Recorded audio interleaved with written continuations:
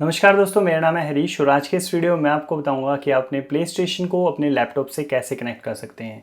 Play station को laptop से connect करने के लिए आप HDMI केबल का यूज़ नहीं कर सकते क्योंकि जो लैपटॉप में HDMI पोर्ट होता है वो आउटपुट के लिए होता है। तो आप प्ले स्टेशन से इनपुट देके लैपटॉप की स्क्रीन को एज ए मोनीटर यूज़ नहीं कर सकते। तो आज इस वीडियो के अंदर हम वाईफाई के थ्रू इन दोनों डिवाइसेस को कनेक्ट करने वाले हैं। तो इसकी पूरी जानकारी के लिए वीडियो को एंड तक जरूर देखिएगा और अगर आपने अभी तक इस चैनल को सब्सक्राइब नहीं किया तो सब्सक्राइब जरूर कर लीजिएगा। तो चलिए दोस्तों, स्टार्ट करते हैं आज का वीडियो। प्ले स्टेशन को अपने लैपटॉप में यूज़ करने के लिए आपको इन दोनों डिवाइसेस को एक ही इंटरनेट से कनेक्ट करना होगा। अगर आपके घर में ब्रॉडबैंड है तो आप ब्रॉडबैंड से दोनों डिवाइसेस को एक साथ कनेक्ट कर लीजिए। अगर आपके पास ब्रॉडबैंड नहीं है तो आप अपने मोबाइल फ़ोन का हॉटस्पॉट यूज़ कर सकते हैं और उससे इन दोनों डिवाइसेस को एक साथ कनेक्ट कर लीजिए। इंटरनेट से कनेक्ट होने के बाद आपको अपने लैपटॉप में जाना है और यहाँ पे आपको सर्च करना है Sony PlayStation remote play. और उसके बाद ये जो सबसे पहली वेबसाइट है दोस्तों, इस पे आप क्लिक कीजिए और ये सोनी प्ले स्टेशन की ऑफिशियल वेबसाइट आप यहाँ पे देख सकते हैं। अब इसके अंदर हमें नीचे की तरफ स्क्रॉल करना है और यहाँ पे आप देख सकते हैं दोस्तों, आप जो रिमोट प्ले है अपने एंड्रॉयड डिवाइसेस में कर सकते हैं, आप अपने एप्पल के मोबाइल फ़ोन में कर सकते हैं, अपने पीसी में या फिर अपने डेस्कटॉप में कर सकते हैं जिसके अंदर विंडो 10 है, या फिर आप अपने मैकबुक में भी कर सकते हैं। इस वेबसाइट में दोस्तों आपको सारी इन्फॉर्मेशन मिल जाएगी अगर आप कोई भी प्रॉब्लम फेस करते हैं रिमोट प्ले के लिए। और इसके अलावा दोस्तों नीचे की तरफ यहाँ पे आपको ये लिंक मिलेंगे जिससे आप एक्चुअल में ये जो सॉफ्टवेयर है ये अपने लैपटॉप में या फिर अपने एंड्रॉयड डिवाइस में या फिर एप्पल डिवाइस में डाउनलोड कर सकते हैं। इसके बाद आपके सामने एक ये पेज ओपन हो जाएगा जिसमें आपको चूज़ करना है कि आप विंडोज़ यूज़र हैं या फिर आप मैक यूज़र हैं। तो मैं यहाँ पे विंडोज़ का ऑप्शन ये चूज़ कर लेता हूँ और इसके बाद आपको स्क्रॉल डाउन करना है और यहाँ पे आप देख सकते हैं विंडो पीसी का ये जो बटन है आपको इस पर क्लिक करना है। जैसे ही आप क्लिक करेंगे एक सॉफ्टवेयर आपके लैपटॉप में डाउनलोड होना स्टार्ट हो जाएगा। अब आपको इसको ओपन करना है। लैपटॉप में डाउनलोड्स में जाके या जहाँ भी आपकी डाउनलोडिंग फाइल सेव होती है वहाँ पे जाके आप इसको रन कर लीजिए और उसके बाद आपको ऑन स्क्रीन इन्फॉर्मेशन मिलेगी, ऑन स्क्रीन आपको नेविगेशन मिलेगा। तो आप उसके थ्रू इस सॉफ्टवेयर को इंस्टॉल कर लीजिए अपने लैपटॉप में। सॉफ्टवेयर इंस्टॉलेशन कंप्लीट होने के बाद आपको PS4 रिमोट प्ले का एक आइकन आपकी डेस्कटॉप पे मिलेगा। आप इस पर डबल क्लिक कीजिए और इसको आप रन कर लीजिए इस प्रोग्राम को। अब इस सॉफ्टवेयर को दोस्तों PS4 से कनेक्ट करने से पहले हम इसमें काफ़ी इंपॉर्टेंट सेटिंग्स हैं वो करेंगे। तो इसके लिए आप सेटिंग्स पे क्लिक कीजिए। तो सेटिंग्स में सबसे पहले हम इसकी रिजोल्यूशन जो है 1080p पे करेंगे ताकि हमें बेस्ट पिक्चर क्वालिटी मिल सके। तो इसके अलावा दोस्तों इसका जो फ्रेम रेट है इसको आप हाई पे रख लीजिए ताकि आपको इसके अंदर कोई लैग फील ना हो।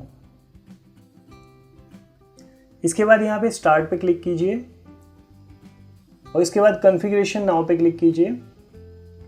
तो अब यहाँ पे आपको अपना प्ले स्टेशन के अंदर आप जो भी आईडी यूज़ करते हैं उस आईडी को और पासवर्ड को आपको डाल के यहाँ पे प्ले स्टेशन की आईडी में एक्चुअली में लॉगिन करना होगा।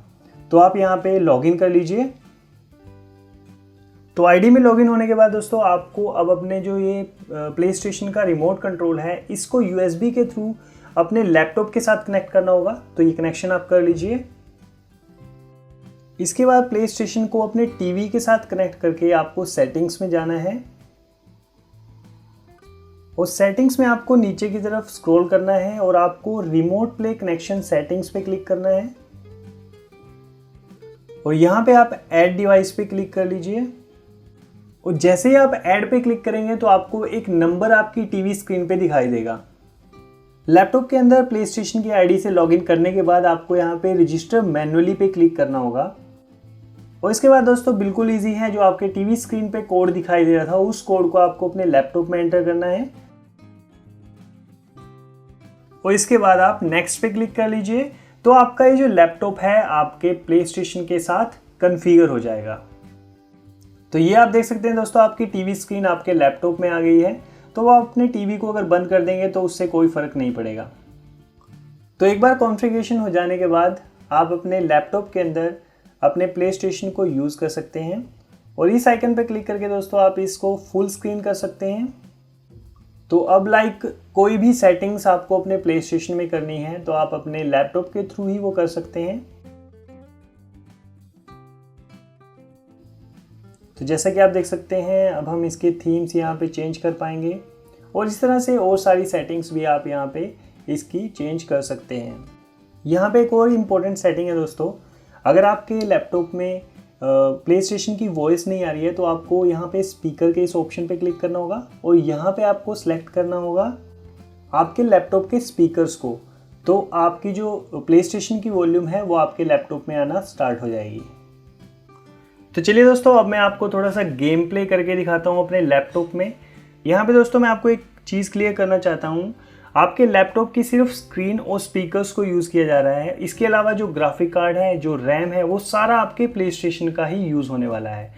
आपका जो लैपटॉप है यहाँ पे एक मॉनिटर की तरह ही काम करेगा।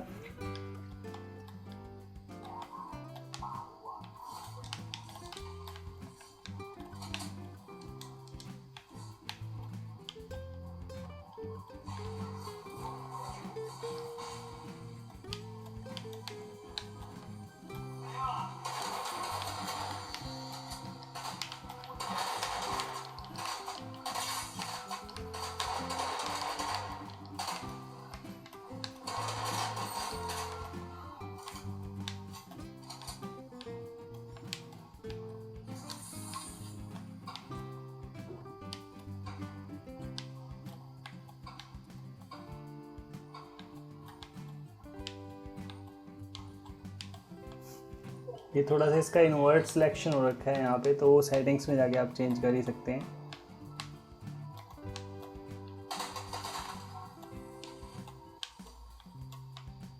तो ये बहुत ही स्मूथली काम कर रहा है जैसा कि आप देख सकते हैं, बिना किसी लैग के, और अच्छी क्वालिटी आपको वीडियो की देखने को मिल रही है।